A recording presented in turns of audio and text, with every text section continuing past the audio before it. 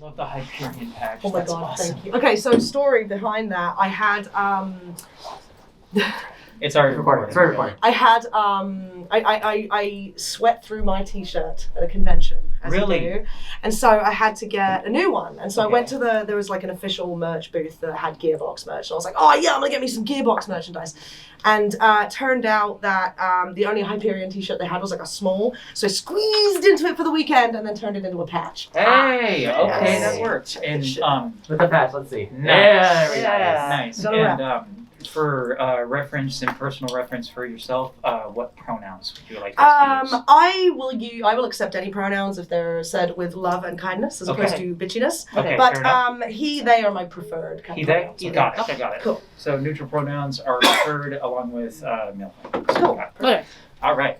All right, so let's get started. Hello, my name is Matthew, California Adventures Blog. We're here with Ciarán. Ciarán. Ciarán. It's a trap for Americans. Okay, Ciarán Strange. Yeah, there we go. because it almost sounds like Ciarán. It sounds like Ciarán, and it's like it's the one thing we have over you guys after you kicked our ass. We're just gonna confuse you with our names. So speaking of that, you are a British import. Yes, I You am. came from a small fishing village. Yes. What was life like at that fishing village? It was really cool because the one thing that amazed me when I came to America was how many people have never been to the beach. And like how many people have never seen the seaside, or that's like a big thing. But for me, growing up, we were at the beach every day. Common, right? It was very common. Like it was a very small town England. So I would say a little bit conservative, but not like some of the small towns I've encountered here. I actually grew up in my grandmother's pub. There were like two pubs on the main stretch, and chucking out time would happen and everyone going to the middle of the street and have a brawl. But we were in one of those pubs, so we lived above it. So I got exposed to like a lot of British life, like in that pub. Like just there were times we weren't allowed to go downstairs or Okay. stuff like that. But it was fun. I feel like I had a really good childhood. Like it was a good town. It was a really nice place to grow up. Like my family was nearby. Like That's nice. yeah, it's not as romanticized as one would think watching BBC. But Yeah. it's nice. It was nice. I always say it's good to visit. Like, Yeah. go visit for sure. So was there any cultural shock when you went from that said fishing village to like the nonstop bustle that is the United States? Yeah, big time. People don't think that there'd be like as many cultural differences between two English-speaking countries. But there's tons. I think the weirdest thing, and it's like the most random thing ever, was when I realized that y'all don't have like a grill in your ovens. Oh, You have like the hob, and then you have like the oven, and I'm like, where's the grill? It's such an integral part of British life is to have this grill. And that was the weirdest thing that I noticed. Like, it's just tiny things like that. Like the food is very different. You have Lay's chips. Yeah. We have Walkers, which are exactly the same logo, exactly the same everything, but it's just Walkers instead. Like yeah. the chocolate is very different. Like the slang is different. There's a certain 3-letter F word that we use that we throw around in the UK because it means cigarette. Yes. And this isn't a cigarette. This is something else. Cigarette. There we go, that one. I'm in Portland. Give me a break. No, it's okay. Cigarette. So my father comes over and we step out of a shop and he says, "Oh, good enough. Go for a right now." And I was like, "You can't say that word It's, here." Yeah. It's really bad. The C word isn't as accepted here. It's So not that there's- accepted though. I do use it. Yeah, it's, you know what, I always say I use it for specific applications. Yes, Like, I I agree. will reserve that word for when you are being one. Yes, exactly. Like, yeah. Never a dull No. moment. No. I would say. All good. But yeah, it was a lot to adjust to. Like, it's funny because I say, like, don't judge British life by what you see in BBC.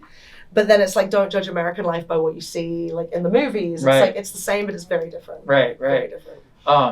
So I played Borderlands 3 a lot, Yeah. and you voiced Lorelei. I do, yes. So it's amazing how like natural your voice sounds for that. Thank you. But I do have a question about that. Do you share the same passion for coffee as she does? I do. Oh, yes. Okay. I was in the okay. booth, and Joel McDonald, the voice overlord at Gearbox, who was a friend of mine, he actually approached me about the role because he'd seen my shows, he'd seen me do music. I'd been at cons for a while doing Okay. music. And he was like, we have this character and we think her voice would be your voice. And we were like, she's female. Is that okay right now? Because at the time they weren't sure what they were going to do with the character, but she was slated as female. Right. And I was like, no, that's great. Sent me the audition. I sent it back in. And I'm in the booth and he says, I think he said something at one point like, okay, so, you're like, you have to imagine that you want this coffee more than anything. You've not had coffee in 3 months. It's like, imagine you haven't played a music show in 3 months and you need it. It's like coffee is to Lorelei what music is to Ciarán. I was like, oh no, son. Coffee is to Lorelei what coffee is to Ciarán. Yeah. And I think that was the funniest thing was realizing, because like they had no idea going in, but I was like, no, I've had that moment like when we were driving into this con, because we do this one and we do Yomicon, we drive a lot. Yeah. So when we were driving in, I think I woke up in one state and we couldn't get coffee, like a decent cup of coffee, not like gas station for like 4 hours. Oh no. I literally rolled over in the front seat and went, fucking wake me up when we're like an hour out. Like I don't want to see or talk to anyone. Like I'll wake up if I have to gas up the car, but just let me sleep. Yeah. So it's a mood. It's definitely a mood. I'm glad you enjoyed it though. Yeah, no, I enjoyed that game so much. I've actually played through it like maybe 3 times, and every time I hear your voice lines in it, it's absolutely like my first reaction to your voice lines was like, I love this person.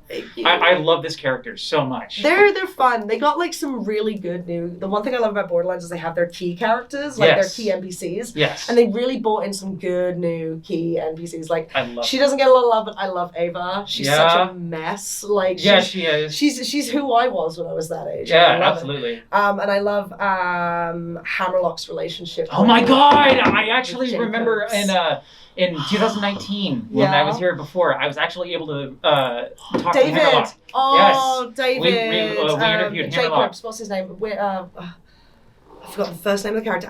Is it Alistair Jacobs? Alistair. No, Alistair. Alistair Hammerlock. Alistair Hammerlock. Oh god, fans are screaming at the YouTube right now. Yeah. He's Winnie. That's what I remember. Winifred or something like that. But he's so good in that. Yes. Role. And then following up with that, I've noticed that there is some lore behind Lorelei just a tiny bit. That she's actually explaining how she could actually come back as a different person if she really wanted to. Totally, yeah. And like, I love how open Gearbox and Borderlands in general is about like the whole gender fluidity of it. Totally. We had a lot of really long conversations. Both like away from like if we were sorry to other cons or if we were hanging out or like, over Facebook, but also like in the booth, like when we take 5 minutes, we'd go out on the balcony at Gearbox and just kind of chat. Yeah. And a lot of it was talking about like they really wanted my input, which was really special, and they really wanted the input of like the non-binary people who worked at Gearbox in all the different departments, because they were thinking about it and they were like, and I said to them like, I have this idea that there are 2 ways you can explore gender identity in a production. One is you can go down that route where the world is more like it is and they have to face that discrimination and we make it very real in a sense. And the other way is escapism, where they're in a world where it's normalized and it doesn't matter. Which they said, like, would you feel like it was doing a disservice to have it be normalized? And I was like, I don't think it would. I feel like in this world, right, this Borderlands like future world where people are screwing robots and tearing their faces off and doing weird things. I don't really think they care about gender very much. I don't think they care. No, not at all. Which, when you think about it, then, if robots are born neutral, is Claptrap a transgender icon? Oh my god! Because he goes by he, him pronouns. So he does. There's so much to think about, right? Like when you get into that, it's kind of deep. There's a lot of like deepness. But Lorelei's whole thing that we really talked about was one thing I said was we don't have a lot of representation of that questioning. Yeah. Like the phase before you change, before you become who, like we see a lot of the cocoon and the butterfly, but we don't see the caterpillar. Yeah, no. And I feel like it's because it's awkward for people to think about the before. It's almost like dead naming. And one of the questions I got was, say we bring Lorelei back. Yeah.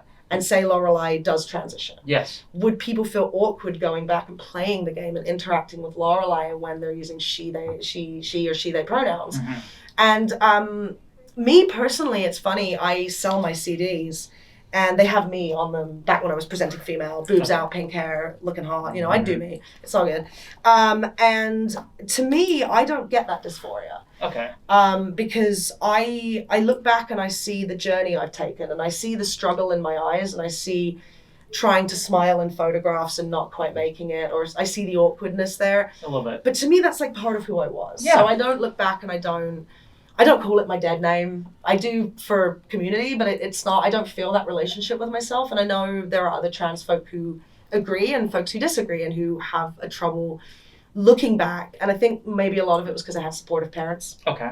So maybe to me, I don't have that negative relationship with who I was. Right. So I like to think that Lorelei is like me, and Lorelei knows where she's come from, or know where they've come from. They get it. She gets it. She gets that, like, this is who I am, and I don't have the time to think about who I am right now and what I am, but I want to go there when I have a time to sit down and think about it. Oh, we had a really, sorry, I'm talking a lot. We had a really cool conversation, me and Sam, that Joel reminded me of at last convention I was at, where he said we talked about Lorelei's ecologue. Oh, when they're actually talking about wanting to transition. And when we were recording it and when we were talking about it, we were going through a lot of Trump's transgender ban in the military. Yeah. And so we worked that ecologue. Like, we sent the text back and forth so much between the NB writers at Gearbox, the NB staff at Gearbox, the writers, and me and Joel. And we really massaged it to make sure it didn't sound like Lorelei was saying, I can't be trans in the military. I can't be trans until this war is over. Right. We wanted it to be more, she wants the time to think about it. She doesn't want to think about it when she's going mile a minute and trying to save everybody. She wants to think about it when, Sorry, I'm talking. No, it's okay. It's okay. It's a great It's conversation. a lovely I'm conversation. happy that you're so energetic about it. There's so much behind that character that I loved. I loved the questioning aspect. To me, that was really, we don't see that a lot, and I feel like we need to be less uncomfortable exploring Absolutely. that. Yeah. Okay, go ahead now. Okay. Sorry, my dude. Okay. So I read up a little bit about your book Black Tie. Oh yes. And the premise sounds really interesting. What is the inspiration behind that book? My rage. Oh. But not in a bad way. It's Right. positively channeled rage. So I'm so sick of people like Marvel and Disney and DC and all these other foreign companies queerbaiting us and teasing us and having Loki be like, oh, I go both ways. And everyone's like, oh my God, bisexual rep. That is not bisexual representation. That is a joke. So sorry, Disney. We're all going to get cancelled now. I got sick of it. I got sick of like wanting to get into these shows that would be perfect to have like, you know, the fan base are so queer and the fan base are POC and it's not represented on screen, and I just got kind of sick of it. So it's like, you know what, if you want to see something in the world, sometimes you just have to make it. Yeah. And the characters have been in development in my head for like decades. And there are different versions of different characters that I've created, but definitely like political and just my desire to see romance and relationships and friendships done with characters who are different, who are other, right? Like, Absolutely. Yeah. Okay. I think one of the final questions I have is, how does it feel to be a doggo dad? What's like the best part and even the worst parts? To be a what? A doggo dad. A doggo dad. It's the best. Okay. So I do a lot of service dog. I volunteer for service dog charity with my partner. We train service dogs for other people. Oh. So it's a lot of like, the worst part is you bond with this dog. With the dog, yes. And then you have to give it back. Yeah, but the best absolutely. part about that is that when you bond and you give it back, you know you're giving it to a great family. Absolutely. But my doggo is called Echo, and he's a silly little boy, and I love him. And honestly, I didn't know I was a dog person until like 2-3 years ago. And I was meeting dogs at conventions that made me realize I was like super a dog person. And so I got my doggo Echo. He's a rescue. And he wakes up with me every morning and goes to bed with me. And I feel like that is like, I have a real trouble and fear and anxiety around going to sleep at night and waking up. So having a little friend there to just sort of cuddle me and say it's okay. It's like, I think that's one of the most rewarding. I feel that. That's adorable. And people's faces when you walk up to them with a dog, they lose their shit. Adorable. It's like, a dog. It's Dog. It's great. It's the puppy. It's the puppy. And he knows it. He knows that when he goes places, people love him. Absolutely. So that's one of the most rewarding parts. Well, I believe that's all the time we have. Thank you very much. No worries. Ciarán. Ciarán Strange. Ciarán Oh, you know what? We'll just do. I'm so. You know what? When I change my name, trans folk and folks making name changes, pick one that's easy, because I went with the one that I loved, and I should have just gone with CJ. That's so much easier, actually. Right? So yeah, CJ, Kieran, Karen. Karen. Kieran, No. You want Ciarán. to go Karen. You don't want to Karen. go Karen. No, you don't want to go Karen. No. Oh man, the running joke for Karen, right? No. So bad. What's the male Karen? Is it a Karen or is it a Chad? I think it's a What's the milk Karen? I think it's What's a Brian. A Brian. A Brian. A Brian? Is that Either a Brian? Brian, either a Brian or like a Tom or something. I don't Thomas. know. Thomas. It'd be Tom. No, Richard. It'd be Richard. Because it would be short for Dick. Yes. Time's up, and we are going to end on that wonderful note. Yes. Thank you so much, y'all. Appreciate Thank you it. so much. Thank you so much. Awesome. Anytime. That was wicked. That was so much fun. Sorry I talked so much.